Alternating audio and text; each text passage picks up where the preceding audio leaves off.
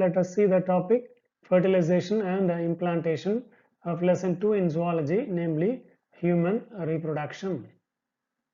Fertilization is a process by which fusion of the male haploid sperm with the female haploid ovum is called as fertilization. So thereby simply saying fertilization occurs when a haploid sperm fuses with the haploid ovum to form a fertilized egg. Otherwise, a diploid zygote is known as the fertilization. So the sperms deposited in the female reproductive tract undergo capacitation. Capacitation is a process by which a biochemical event that enables the sperm to penetrate and fertilize the egg. So the sperm has to penetrate the egg and finally it has to fertilize that egg. So such a process is known as capacitation. Fertilization occurs only if the ovum and the sperms are transported simultaneously to the ampullary isthmic junction of the fallopian tube. So from the ovary, the ovum has to be carried and the sperms have to be transported to the fallopian tube. So once when they reach in this juncture, particularly the isthmic region of the fallopian tube, there the fertilization is taking place. We know that the structure of the ovum usually they are covered by many layers, namely vitelline membrane, zona pellucida and the corona radiata. So these are the unique layers where they are completely wrapping the human ovum. So before the sperm can enter the egg, it must penetrate the multiple layers of the granulosa or the follicular cells which are surrounded or which are around the ovum forming the corona radiata. The follicular cells, these are held together by an adhesive cementing substance called as hyaluronic acid. So the layers which are found over the ovum, they have a cementing substance what is called as a substance known as the hyaluronic acid. Already we know the structure of the sperm cell. The head of the sperm cell contains the haploid nucleus and just in front of the nucleus there is a structure called as the acrosome.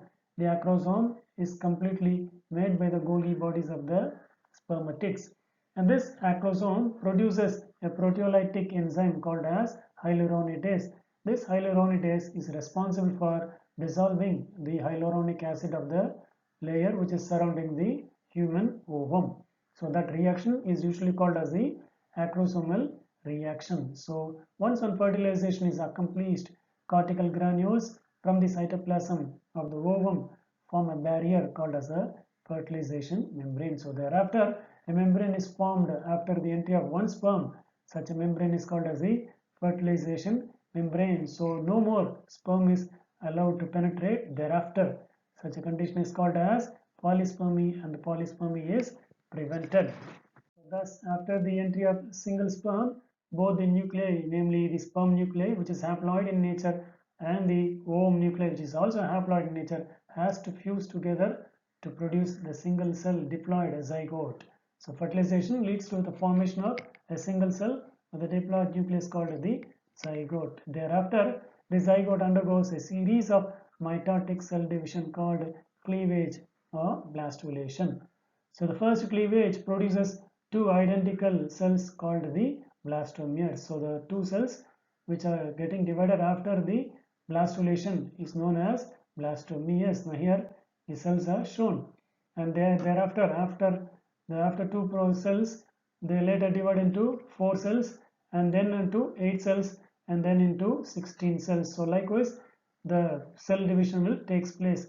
After 72 hours of fertilization, a loose collection of cells forms a berry-shaped cluster of 16 or more cells called as the morula. So beyond that 16 cell stage, the embryo is usually called as morula.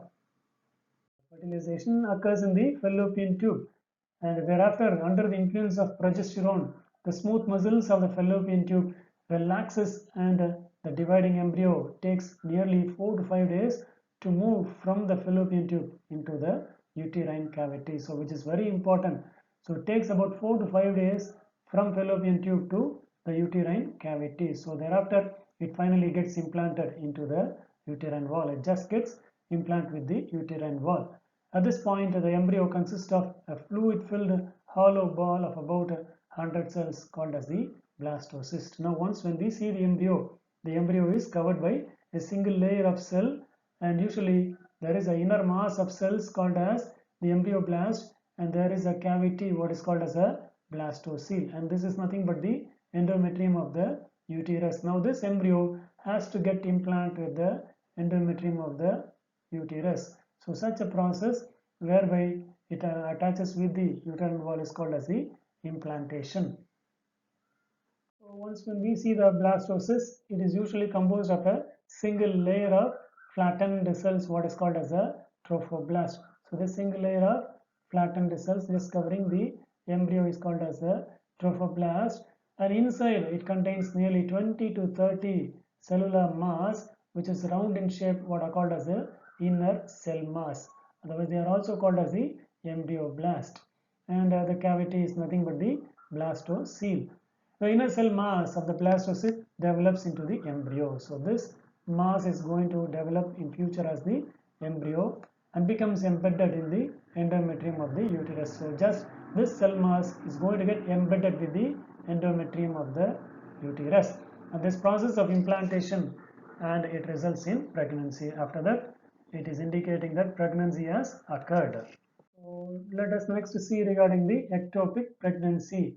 Now here two pictures are shown. One is said to be the normal pregnancy and the ectopic pregnancy. So normal pregnancy is nothing but the embryo will get implanted in the uterine walls. So such an embryo, once when they get implanted with the endometrium of the uterus, it's nothing but the normal pregnancy. Sometimes it happens in a manner where the fertilized ovum is implanted outside the uterus.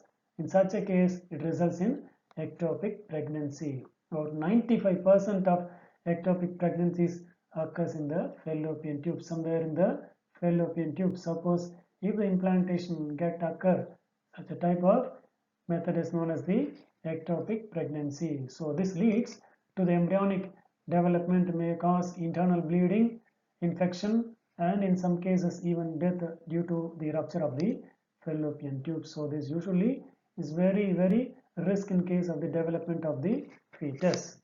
Next, let us see regarding the twins. So twins are two offsprings produced in the same pregnancy. So there are the following two types, namely monozygotic or dizygotic. So monozygotic twins are also called as identical twins. So these are produced when a single fertilized egg splits into two during the first cleavage division. So this is nothing but the ovum and the sperm.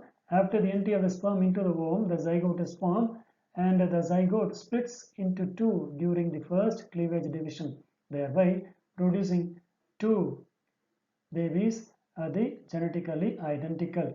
And these twins usually they belong to the same sex, and they also look alike, and they share the same type of genes. Such twins are usually called as monozygotic identical twins. So mono stands for one, so they are brought out from single egg and one sperm. The next is said to be dizygotic. Di stands for two. They are also known as the fraternal twins. So these are produced when two separate eggs are fertilized by two separate sperms. So here there are two eggs available, and two sperms enter into these two eggs, and just they produce two zygotes, and from these two babies are produced. The two twins are delivered. So they have a separate placenta, whereas these twins may be same sex or different sex or non-identical. So they may be of same sex, both may be males or both may be females, one may be male and one may be female. Such as when twins are called as the dizygotic or the fraternal twins. Last type is said to be the Siamese twins or united twins. Sometimes the twins are united to form as conjoined. So such a twin is known as Siamese or united twins.